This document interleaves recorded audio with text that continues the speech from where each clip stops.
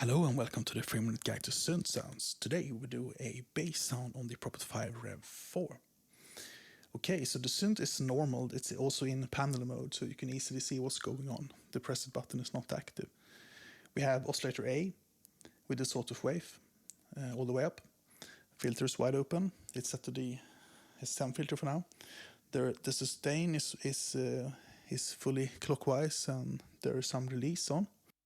I also have the voice allocation mode that cycles the voices for every new key. There's a new voice being triggered. It is actually not the default mode, but I kind of have it as default on this synth. You might argue that on some bass patches maybe it's better to re-trigger the note, but anyway, it works for me. We want to add the other oscillator. Right now it sounds like this. We add the other oscillator by selecting the square wave and increasing the volume. It is also set to 1 octave below oscillator A. That's the fundamental of the bass patch.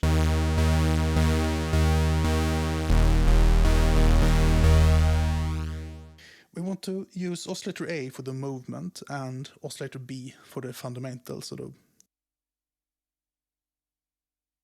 So we will also add the squared pulse wave, 50% due to cycle, and we use the wheel mod section here to create PWM.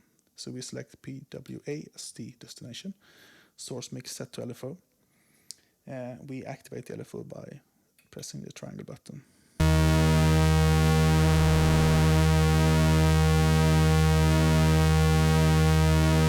Of course, if you would remove the sawtooth, you will hear the changes more, but I actually like both on, since we want to overload the filter a bit, so we want to have a lot of waveforms going on here. Something like that. And we can also add the sawtooth on oscillator B.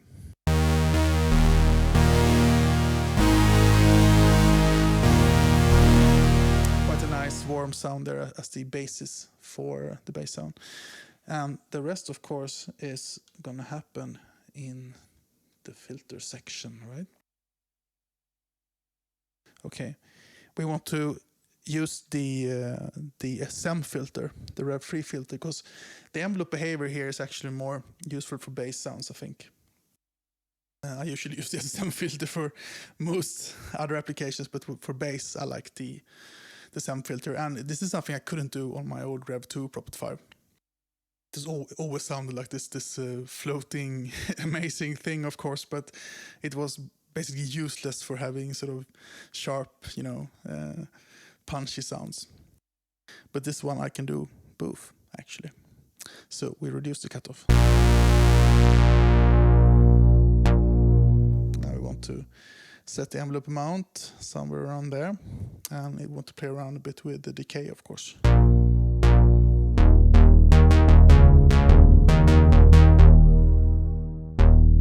Also, the release is important. That it's important to have the release not too short on the amplifier envelope.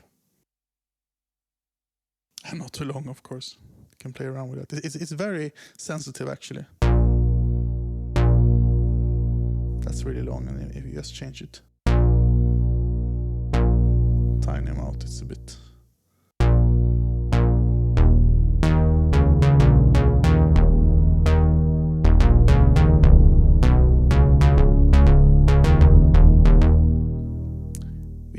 We reduce the release a bit.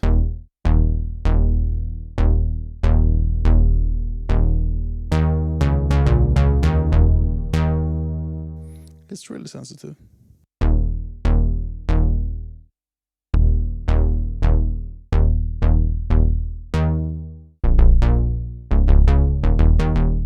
One thing also that's important is to get the fine tuning exactly right between the oscillators, so the beating works for the bass sounds. We will play around with that a bit. It's a bit too boring. That's too much. I'm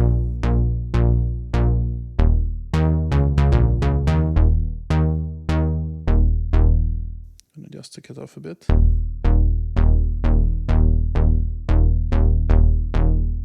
a bit more release. Too much. Okay, now.